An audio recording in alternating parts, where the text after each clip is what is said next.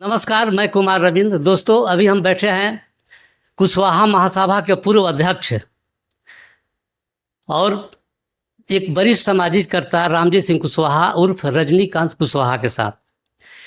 इनका मानना है कि जिस तरह से मनुवाद ने, ब्राह्मणवाद ने जिस तरह से मनुष्यों को जातियों में बांट करके हम लोग पर हजारों साल से राज किए, उसी तरह आज राजनेताओं ने भी हम लोगों को जातियों में उपजाति, पिछड़ा और अति पिछड़ा का जो खेल खेल करके जिस तरह से हम लोगों पर आज भी राज कर रहे हैं, तो ये काफ़ी गंभीर मामला है। इस पर आम लोगों को सोचना चाहिए। आइए इन पर हम थोड़ा सा बात करेंगे कि आखिर इनकी तकलीफ, इनकी समझ और इनके ज्ञान का हम लोग थोड़ा सा आकलन करें कि आखिर इनकी कहना क्या है। सर नमस्कार। नमस्कार। आप जो कहते हैं कि नीतीश और लालू, तो नीतीश और लालू का आप मुखर विरोध करते हैं, किस मुद्दे पर? देखिए, मेरी जितना समझ है उसके अनुसार ब्राह्मणवादी व्यवस्था के तहत जातियों में विभाजन हुआ, जो 4 वर्णों में बांटा गया, वो वहीं से गलती शुरू हुई है। और आज जो है हमारे वर्तमान जो है मुख्यमंत्री के द्वारा दलित, महादलित, पिछड़ा, अति पिछड़ा, कुशवाहा समाज में 2 विभाजन, कुशवाहा प्लस दांगी को अति पिछड़ा में डाल दिया गया। ये दांगी वाला जो मामला है, ये तो लालू यादव दांगी को अलग किए थे, कुशवाहा से अलग किए नहीं, नीतीश जी का ही देन है ये। जितना उस समय नीतीश जी तो थे नहीं। नीतीश जी हाल के दिनों की घटना है, पहले की बात है ही नहीं।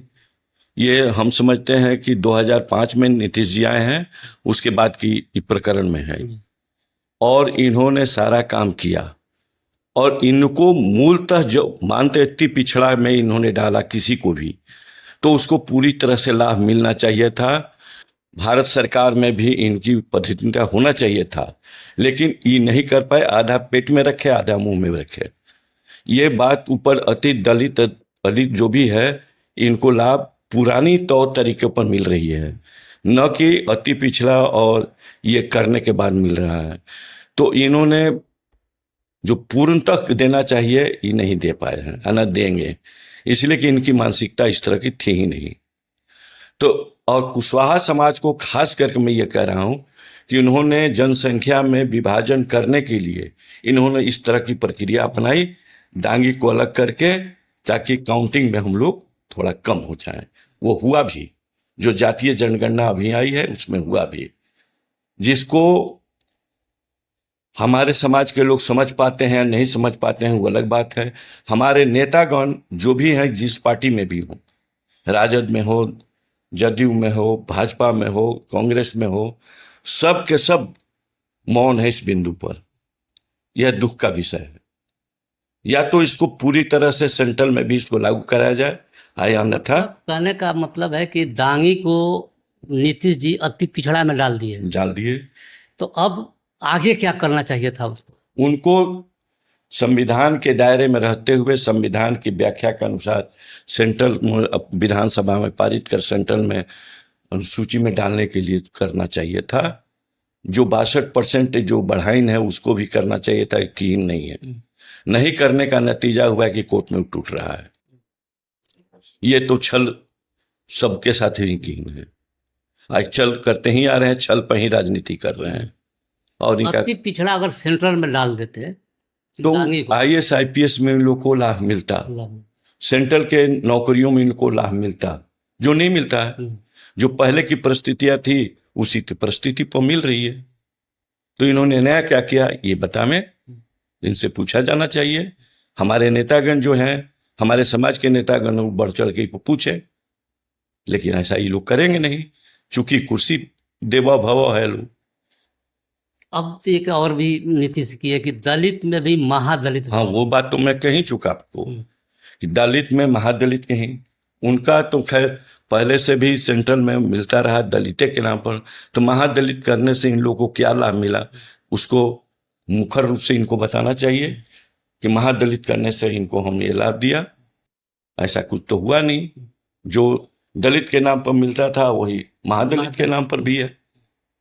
उस पर तो कुछ ऐसा कुछ फोकस देखने को नहीं मिला ना सरकार ने। तो बिल्कुल नहीं, ऐसा नहीं कि अगर दलित को दिया एक इंदिरा आवास तो उसको दे दिया 2 इंदिरा आवास। ना ऐसा कुछ ऐसा नहीं है कि उसको अगर 400 पेंशन दे रहे हैं दलित को तो महादलित को 800 रुपया पेंशन दे रहे हैं। हाँ, ऐसा कुछ नहीं। ऐसा तो कुछ नहीं हुआ। तो आखिर ये बनाने के पीछे क्या था? बनाने के फिर सिर्फ इनको अपनी कुर्सी के मतलब था। जो कुर्सी इनको मिलती गई 20 वर्ष से उपभोग करते रहे। आज भी कुर्सी छोड़ने के नाम पर इनको दहशत है दिल में, चूंकि जो खेल भाजपा इनके साथ कर रही है उसके तहत ही चाहते हैं कि डिक्लेरेशन मुझे मुख्यमंत्री करे, वो कर नहीं रही है। ये कुर्सी छोड़ना भी नहीं चाहते हैं। औरों को चांस देना चाहिए, यंग ब्लड बहुत से बिठे हुए हैं। अभी बिहार में जैसे लोहार समाज है, उनको लोहार और लोहरा में फंसा दिया है। लोहरा शब्द मध्य प्रदेश के मने की तरफ बोला जाता है, उसके तर्ज पर इन्होंने लोहरा को मिला लो को शेड्यूल ट्राइब्स में इन्होंने दिया, परंतु उनके साथ भी यही किया जो महादलित दलित और ओबीसी में ये क्या नाम है आपका अति पिछड़ा जो किहिन है उसके साथ वही खेल उस लोगों के साथ किया, जो कि सेंट्रल में इन लोग को कुछ मिलता नहीं है, स्टेट में अभी भी नहीं, स्टेटों खत्म हो गया करीब करीब। और ये भारत ये सुप्रीम कोर्ट इस इनके दिए हुए शेड्यूल ट्राइब्स को खारिज कर चुका है। दोस्तों नमस्कार। इस न्यूज़ चैनल में संविधान के दायरे में हमेशा जन सरकार के मुद्दे उठाए जाते हैं, इसलिए सब अधिक से अधिक सब्सक्राइब करें। इसमें व्यक्त विचार वक्ताओं के होते हैं, उससे चैनल को कोई लेना देना नहीं होता। धन्यवाद। अभी हाल में ताती समाज के लोग, जिसको ततवा कहा जाता है, बहुत बड़ा आंदोलन किया था, लोग धरना रैली वगैरह किया था पटना में। और ये लोग भी जो है इसको आदिवासी मानने के लिए मुख्यमंत्री को आवेदन दिया था लोग अपने रैली के माध्यम से, और काफ़ी भीड़ जुटी थी। नीतीश भी खुद आज से करीब 25-30 साल पहले ताती समाज के मामले को लोकसभा में उठाए थे, लेकिन बावजूद आज वो सीएम थे, लेकिन ताती समाज को कोई सुनवाई नहीं किए, सिर्फ आवाज उठाए लोकसभा में। लेकिन अभी ताती या ततवा समाज उसी तरह उसके प्रति बिल्कुल कभी गंभीर नहीं रहे। इनको उस पासी समाज के से तत्वा समाज जो है, तत्वा समाज के कोई कभी गंभीर रहे नहीं। और तत्वा समाज के लोग भी शुरू से ही उनको ये बात नहीं कह पाए। और कौन कौन सी जातियों को जो करीब करीब सब पिछड़ा में जितने भी ओबीसी के लोग हैं उनको सबको इस तरह का। और दूसरा चीज ये भी मैं कहूँगा कि 50% का बंधेज की जब बात ही उठाते हैं तो बंधेज तो जिस दिन ईडब्ल्यूसी को इन्होंने इकोनॉमिक से को करके इन्होंने जो दिया, जिसको इन्हें प्रूव्ड किया, भारत सरकार ने भी किया, ये भी किए, तो उसी दिन बंधेज तो टूट गया। तो वो केस का मैटर जो है वो बंधेज का अब केस मैटर तो रह नहीं पाएगा। तो ये लोग हवाला देते हैं, कोई कर्नाटका में या कहीं केस हुआ था कि कोर्ट ने जो डिसीजन दिया था कि 50% का बैंडेज है इसलिए नहीं कर सकते, लेकिन ये तो टूट चुका है। 10% जब उसको दिया गया उसी को पीछे ये इकोनॉमिकल वीकर सेक्शन करके जो 7 क्लास को दिया गया, तो 10% का तो बैंडेज 49 था, 10 दे दिया था, आपने टूट गया वहीं पर। हम एक तरह से भी मानते थे कि उनको ऐसे नहीं दे के पहले ही से उनको रिजर्वेशन 51% था, ओबीसी को 49%, ओबीसी और शेड्यूल एंड शेड्यूल क्राइब को 49% ही था। ये आप कैलकुलेशन करके खुद पत्रकार महोदय देख लें मैं क्या कह रहा हूँ। पहले जो व्यवस्था थी 27% और ये मिला के 49%, बाकी जो रेस्ट बचता था वो 51% का लाभ 7 क्लास के ही लेते थे लोग, जनरल क्लास के लेते थे लोग। तो जनरल क्लास में फिर ईबीटी करके दी तो उसका लाभ कौन ले रहा है? जो ईडब्ल्यूएस है, इसमें देखा जाता है कि किसी भी परीक्षा में इतना कम उसका कटऑफ दिया जा रहा है, और इतनी संख्या में, क्या उतनी संख्या में ईडब्ल्यूएस में गरीबी है क्या? हाँ, कुछ स्तर पर तो है, ऐसा नहीं है कि नहीं है। सभी मैंने समाजों में पिछड़ा हो, चाहे सवर्ण क्लास है, सब में पिछड़ापन है। गरीबी के कारण पोलिटिशियन ही है। ये लोग मूल रूप से जो है किसी को बढ़ने नहीं दे रहे हैं। हर समाज को कहीं ना कहीं उन्हीं का समाज उन्हीं को दबाता है।